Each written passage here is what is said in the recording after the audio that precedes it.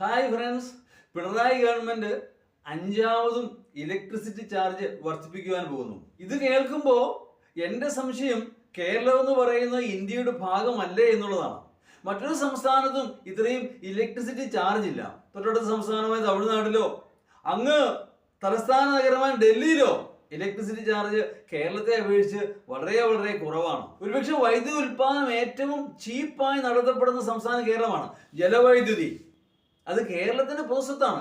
പക്ഷെ എങ്കിൽ പോലും മറ്റ് സംസ്ഥാനങ്ങളെക്കാൾ ഇവിടെ ചാർജ് കൂടുതലാണ്. എന്നിട്ടോ ഇലക്ട്രിസിറ്റി ബോർഡ് വലിയ നഷ്ടത്തിൽ.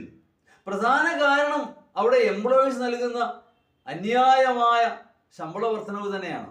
10ാം ക്ലാസ് പോലും പാസ്സാകാത്ത ലൈൻമാനും ഒക്കെ ഏതാനും വർഷം കഴിയുമ്പോൾ 1 ലക്ഷം 2 ലക്ഷം ഒക്കെയാണ് ശമ്പളം. IAS കിട്ടുന്നതൊക്കെ വലിയ ശമ്പളമാണ്. ഇവിടെ ഇലക്ട്രിസിറ്റി ബോർഡിൽ ഇത്രയും ശമ്പളം മറ്റൊരു ഡിപ്പാർട്ട്മെന്റും ഉണ്ടാവുകയില്ല. അടിസ്ഥാനപരമായി ഇടതുപക്ഷം ലക്ഷ്യം എന്ന് പറയുന്നത് തൊഴിലാളികളുടെ സംരക്ഷണം മാത്രമാണ്. പൊതുജനത്തിന് എന്ത് സംഭവിക്കുന്നത് അവർ അന്വേഷിക്കുന്നേയില്ല.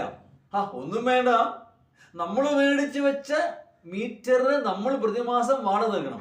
ഒരു വിധത്തിൽ പറഞ്ഞാൽ തീവെട്ടിക്കൊള്ളയെന്ന് വേണമെങ്കിൽ പറയാം. അങ്ങനെ എന്തെല്ലാം ഐറ്റംസ് ഇലക്ട്രിസിറ്റി ബോർഡിന് ബില്ലെടുത്ത് വായിച്ച ചിരി വരും, അത്ഭുതവും ദേഷ്യവും വരും. നമ്മൾ ഇന്ന് അനുഭവിക്കുന്ന പല വിധത്തിലുള്ള സുഖ സൗകര്യങ്ങളുടെയും കാരണം ഗ്ലോബലൈസേഷൻ ആണ്.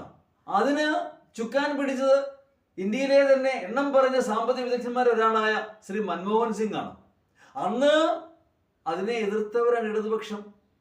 അവർ കമ്പ്യൂട്ടറൈസേഷനോ മോഡേണൈസേഷനോ ഒന്നും സ്വീകാര്യമല്ല. നമുക്കറിയാം, പണ്ട് രസീത് വിളിക്കണമെങ്കിൽ മിനിമം 50 രൂപയ്ക്ക് ആകുമായിരുന്നു. ഇപ്പോഴോ ഇതൊന്നും വേണ്ട.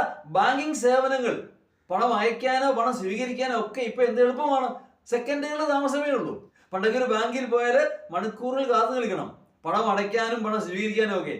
അതൊക്കെ ഇപ്പോൾ വിരൽത്തുമ്പിലാണ്. ഈ നേട്ടങ്ങളിൽ ഒരു പരിധിവരെ ഗ്ലോബലൈസേഷന്റെ ഭാഗമാണ്.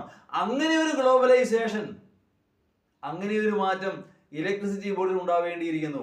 അവിടെ മത്സരം ഉണ്ടാവേണം. മറ്റു കമ്പനികൾക്ക്, സ്വകാര്യ കമ്പനികൾക്കും വൈദ്യുതി ഉൽപ്പാദിപ്പിക്കുവാനും വിതരണം ചെയ്യാൻ അനുവാദം നൽകണം. എങ്കിലേ ഇവിടെ ചാർജ് കുറയുകയുള്ളൂ.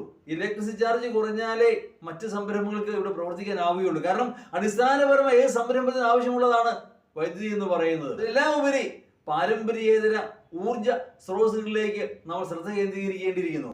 അതിന് സ്വകാര്യ മേഖലയെ സ്വാഗതം ചെയ്യണം. Solar energy, wind energy, nuclear energy, ഇതൊക്കെ ആകാം. എന്തുകൊണ്ടായിക്കൂടാ? അതിന് സ്വകാര്യ മേഖലയുടെ പങ്കാളിത്തവും ആവശ്യമാണ്. എവിടെ ഇത് നമ്മുടെ ഗവൺമെന്റ് ബാധകമായ കാര്യങ്ങളല്ല. കുറെ എംപ്ലോയീസിന് തീറ്റി പോറ്റണം, അവർക്ക് നല്ല ശമ്പളം വാങ്ങിക്കൊടുക്കണം, അവർ സുഖമായി ജീവിക്കണം എന്നുള്ളതല്ലാതെ പൊതുസമൂഹത്തിന്റെ ഉന്നമനം ഇവിടെ ആരും ലക്ഷ്യപ്പെടുന്നേയില്ല. അത് തന്നെയാണ് കേരളം നേരിടുന്ന ഏറ്റവും വലിയ പ്രശ്നം. ആരോട് പറയാൻ?